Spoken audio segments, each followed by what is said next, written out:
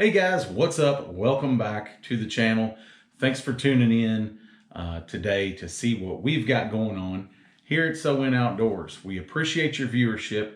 We appreciate all you subscribers. And hey, if you're not a subscriber, take the time, hit that subscribe button, turn the notifications on, give us a thumbs up if you like the videos. We greatly appreciate all of our subscribers. It really helps the channel. It doesn't cost a thing to go and hit that little subscribe button. I promise you, we greatly appreciate that. All right, so what I want to talk to you today about, guys, as you just saw in the couple clips a minute ago, some fish that we caught pre-fishing for a tournament last weekend. But as I was fishing, I thought, this would be a great topic to cover in a video. Focusing on these bass that are relating to standing timber. Now, believe me, standing timber is not my favorite thing to fish. It's kind of difficult for me to wrap my head around it. But I can tell you that I've narrowed standing timber down to basically 3 different phases of which I will check standing timber for bites. And it takes fish being in them really good to get me excited about fishing it. I don't know why. I never have cared for standing timber too much. I'd rather fish laydowns, or I would rather fish rock. Just not a big fan of standing timber. But certain times of the year, bass do live in it. Really, they live in it all year long. But there are certain times that play better for me. By narrowing it down to these 3 different scenarios, it has made it easier for me to wrap my head around this standing timber. So I will always check standing timber if it's early in the year, pre-spawn, water's warming, days are getting longer, fish are starting to think about moving into these spawning bays and spawning pockets. I will fish standing timber that is adjacent to or in the mouth of these spawning pockets. A lot of times those fish will live in those trees all winter long. And then in the spring, they start to move from the deeper trees to the shallower trees, and then eventually to the bank or towards the back of the pockets. So I won't fish the deeper side this particular time of year, which is what we're dealing with right now. I tend to gravitate towards the ones that are a little bit shallower. And then the other scenario is in the summertime. I'll fish the deep timber when the fish are more related to the lower part of the water column, where they're actually deeper in the trees.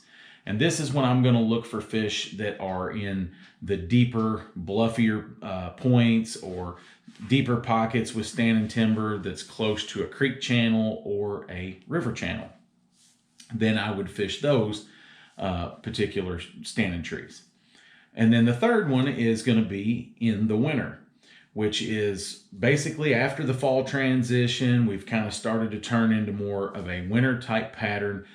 You have fish that will do the same thing as their summer pattern to an extent. We have fish that will set up on these deeper trees, but they're not very far from shallow water. Typically, it'll be trees that aren't really on a flat, but are more on a channel bank or very close to a steeper bank, where they can kind of move up a little shallower if they want to, not just shallower in the tree.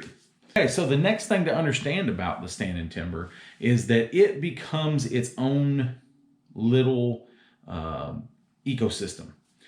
They attract bluegill, crappie, bait fish. They've kind of got their own thing going on. They got a lot of cover. You got branches, limbs, you got the main, main body of the tree, and then you have the root systems. So they kind of just have their own thing. Sometimes the fish that are in them are suspended. So they're, middle of the water column or sometimes higher. They could be a little bit lower, but typically, they're going to be suspended up off the bottom. And so what we're focusing on is keeping a bait above their head, because a suspended fish, as I've said a million times, they feed above their head. They feed up, looking up. Now in the summertime, sometimes these fish will live around this standing timber, but they'll be on the bottom. And that's when they're living around the root systems and the base of these big trees. Primarily, what I really want to cover with you though is where we're at right now, this time of year in the standing timber. That being said, those fish are suspended in the trees, and they are slowly gravitating from the deeper trees to the shallower trees, and eventually we'll probably make a transition up on the bank as we get closer to the spawn. So what I always do is, first and foremost, you have to believe in your electronics. Look where the bait is. Look where the fish are. The fish typically are going to live below the bait, so to speak. So if you're looking at your graph and you're looking at your electronics and you say, oh man, all these fish are 5 foot down and the bait's 3 to 5 foot down, then you know that you can throw something, whether it be a spinner bait, a crank bait, a rattle trap, a jerk bait, whatever. You need to get it down to that 4 to 5 foot range to keep that in their strike zone. So, just a regular crankbait that goes down, 4 foot, spinner bait, whatever. If you start to notice that those fish are a little bit deeper, you need to match your bait to the depth of the fish. If you're throwing a bait that's dives 5 foot and all the fish you see are 15 foot, the chances of you catching some of those fish is a whole lot less likely. So then you're going to want to go to a crankbait that dives deeper. Keep the bait in their strike zone. That's first and foremost. Your electronics will tell you everything you need to know of where the fish are setting in the structure and what depth. And you'll notice on fish that live in the trees that are suspended, it will be consistent. You won't have fish up super shallow and then some deep and then some in the middle. They will all be suspended very similar in depth. The next thing is try to identify the structure within the structure. Pay attention to your bites. Are you getting bites on trees that have lots of limbs? Are you getting bites on trees that have no limbs? Are you getting bites on bigger trees, smaller trees, trees that are off by themselves, or sometimes big players, and also clusters? If it's an area that has 3 or 4 trees that are really, really close together. Once you narrow down what type of trees you're getting bites on and depth ranges, you can pay attention then to, was that close to the river channel? Was it close to a creek channel? Was it in the mouth of a pocket? And you can start to narrow that down based on where you're getting your bites at and really dial it in. Because when you see these massive timber fields, they can be very overwhelming. Fish could be anywhere.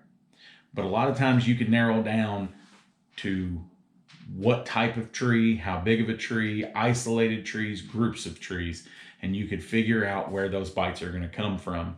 Some days they're random. They're here, there, and everywhere. And that's where you just put the trolling motor on high and cover a lot of water. Other days it will be very, very specific. So you really have to pay attention to that. I'm going to try to focus on moving baits when these fish are suspended in the trees. If the bite gets really, really slow, then I may switch to something like a tube or even a drop shot or a Nico rig for a slow fall to try to get those fish to react. But the main thing, like I said a while ago, keep it in the strike zone. The bait will change throughout the day. The bait may be high in the morning, and as the sun gets up, the bait may go down. The fish may do the same thing. A lot of times the bait will then get below the bass. Once the bait gets below the bass in the standing timber, they become very difficult to catch. They are almost completely inactive. A lot of times I believe the bait is so high because the bass are keeping them high. They're pushing them up by feeding on them. When you see the bait below the fish, you know it is going to be tough to get bites in that standing timber. So we fished the tournament, had a good tournament, didn't do fantastic, had a great time, caught a ton of fish, just didn't catch the daggone right ones. And sometimes that happens. And unfortunately, sometimes it happens to me a lot. But keep those things in mind whenever you're out checking some areas, pre-spawn areas that have potential to lead into that spawning pocket. check out standing timber. There are bass living on it year round, but this is my favorite time of year to catch fish on the standing timber before the spawn. I avoid it like the plague. This time of year, you can squeeze those lemons and make lemonade every now and then. Thanks for watching, guys. We appreciate you. Y'all have a great week. Go catch a big one. Peace.